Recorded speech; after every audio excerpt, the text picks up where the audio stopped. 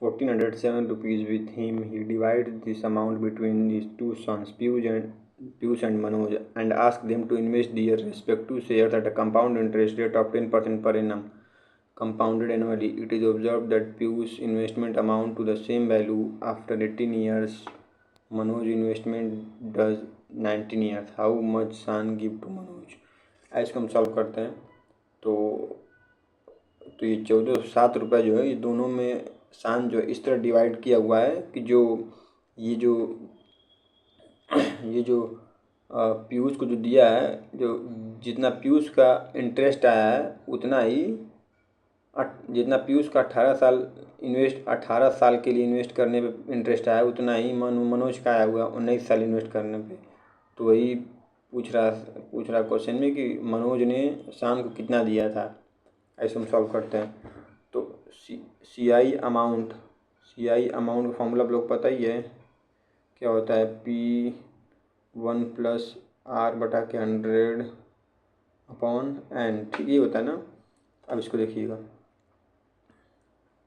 तो पहले हम पीयूष का निकाल लेते हैं, पीयूष का। तो IMT amount equal to P, principal पता नहीं है, ठीक, 1 + R 10% है अपॉन 100, 0 से 0 कट गया, अपॉन 2, अरे अपॉन 2 साल के लिए है ना, नहीं अपॉन 18 साल के लिए, तो यहाँ 18 हो जाएगा, ठीक। तो ये हो जाएगा 10 + 1 11, 10 + 1 11, 2 से कम 10। तो ये क्या हो जाएगा, P × 11 अपॉन 10 अपॉन 18। तो इसको हम ये लिख सकते हैं कि नहीं, P इसको 10 से डिवाइड कर देंगे तो 1.1 अपॉन 18 है ना। तो ये क्या हुआ, ये पीयूष का ये हुआ, पीयूष का अमाउंट ये हुआ। मैं आपको बताता हूँ, पीयूष का अमाउंट जो है ये हुआ। इसको मैं थोड़ा छोटा कर देता हूँ इधर।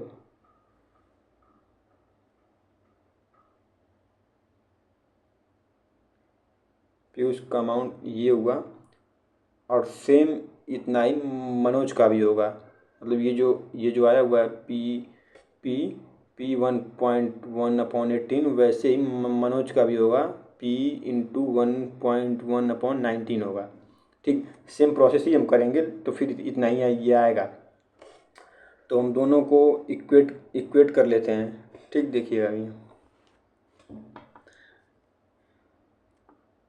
पीयूष को P लिख लेते हैं, और मनोज को हम एक काम करते हैं कि M लिख लेते हैं, इसलिए इस तरह आप लोगों को भी आसानी होगी। मनोज को M लिख लेते हैं यहाँ पे, ठीक।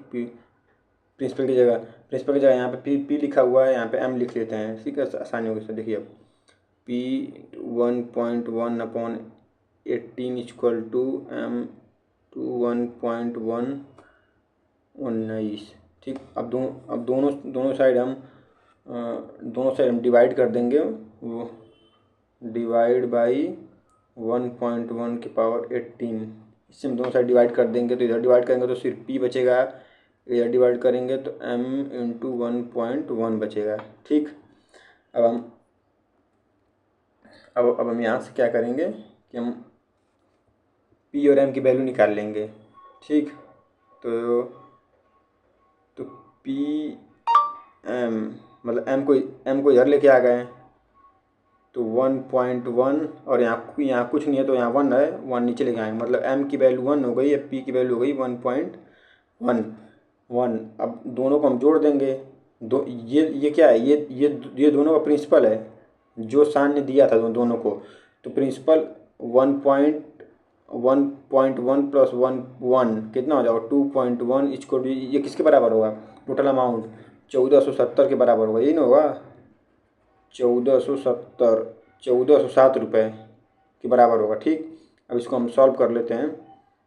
ये डेसिमल हटा लेते हैं, 0 लगा के, और इसको 10 को इसको मल्टीप्लाई कर देते हैं, तो डेसिमल हट जाएगा, 221 हो जाएगा यहाँ पे। अब 21 = 14,070। अब इसको हम जब डिवाइड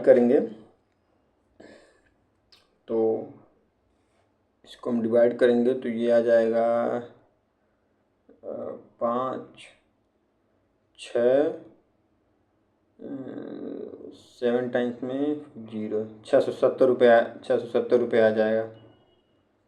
ठीक, इसका option number A is the correct answer.